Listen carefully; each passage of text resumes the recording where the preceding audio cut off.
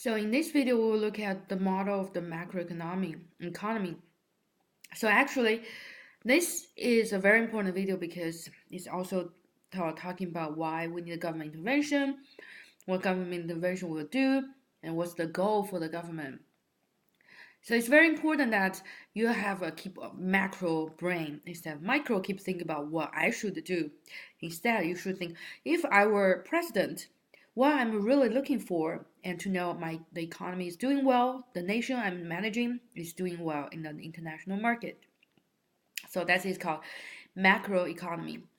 So generally speaking, as we discussed, the kings and the classical economists, so what they're debating is what is called a business cycle or whether business cycle occur. It's always occur, so no debate. So what they're debating is actually they try to arguing whether we should the government have intervention. So is government intervention necessary to pull our economy to a healthy stage? So when I learning the macroeconomics, I was thinking I'm like a doctor to help to keep the one big nation's economy healthy. So if you want to be a doctor, you have to know first of all how can you know the patient is healthy. So which means what you need to measure. So if you have your annual exam, you know you're gonna test your blood pressure, blood sugar content, and etc. So by testing those, people can figure out if you are healthy or not. So the same thing, we will measure if the macroeconomy is healthy or not. We should measure a couple its outcomes. So based on outcome, we can decide if we have a healthy macroeconomy or not. So the first thing you should measure when you talk about the healthy of the macroeconomy is the output. So the output is the total value of the goods and the service produced. Usually we try to use the real GDP to measure the output. And the second, we'll measure the jobs. So the job is the level of the employment and unemployment. So that's what we discussed. So the full employment rate will be 4%. So the full employment rate is the employment rate equal to 4%. And the third thing you need to measure of one economy is the price. So the average price of the goods and services, because it's indicating the inflation, the price stability of the one nation. And the fourth outcome you need to measure is the growth. So the year-to-year expansion in production capacity. So whether they are growing or decreasing.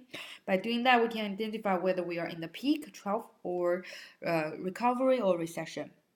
And also, we cannot forget especially the U.S. We are very actively participant in the international market. So we also need to measure the international balances, which means the international value of the dollar, trade and the payments balance with other countries. So we are not only just looking at should we have a net import or net export, but we also look at the exchange rate, the value of the dollars on the international market. So those are the five things the macroeconomists will study, and also for the president and who are charging the nation's economy will measuring the outcome, job, prices, growth, international balance. So if they are on the target, our economy is growing very healthily. If they are out of the target, and that means maybe the government intervention should come in to pull our economy back to the healthy route.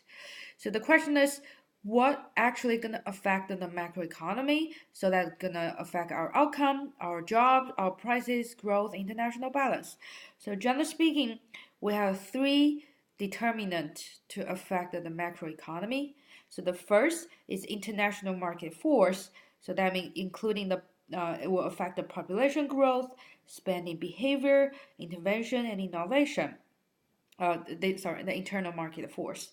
So you can think about U.S. and the reason we have a healthy growth rate, population growth, is not because we have people give birth, the birth rate is good enough. Actually, is the immigrant helps to contribute to the population growth, so that our death rate can match our population growth rate. So we don't have decreasing population.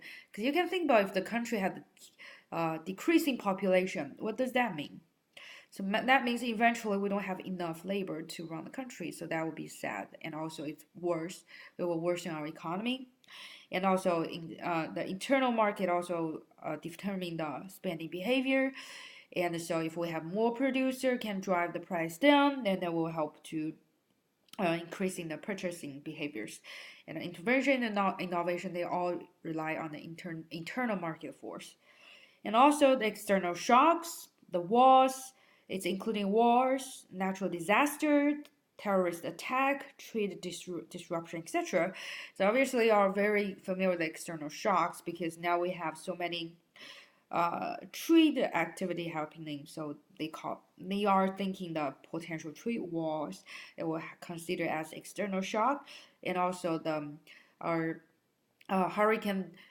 Hurricane Harvey and Hurricane Irma and Hurricane Michael, they all created the external shock to the macroeconomy in U.S.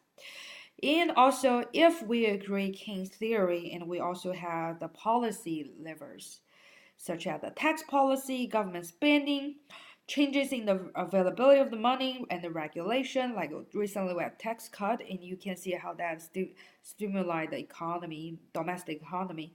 And so if we follow the Keynes theory, we will have the policy intervention. So this kind of policy levers will also affect the macro outcomes as well. So after understand the model of the macroeconomy, so in next video we will look at how those macroeconomy gonna affect our aggregate demand and aggregate supply, and also what are the aggregate demand means, what aggregate demand and aggregated supply means.